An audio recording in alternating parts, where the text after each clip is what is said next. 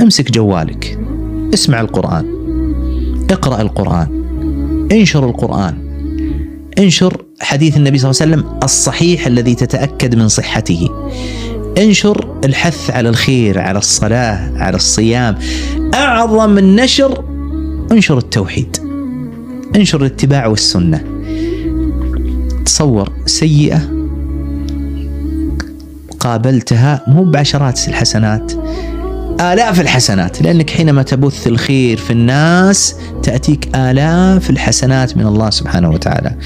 فأنت مثلا تصور أن عندك كاس موية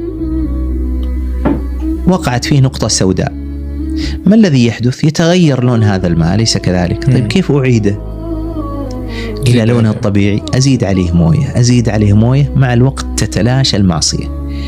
فأولا أول ما تؤدي إليه الحسنة أن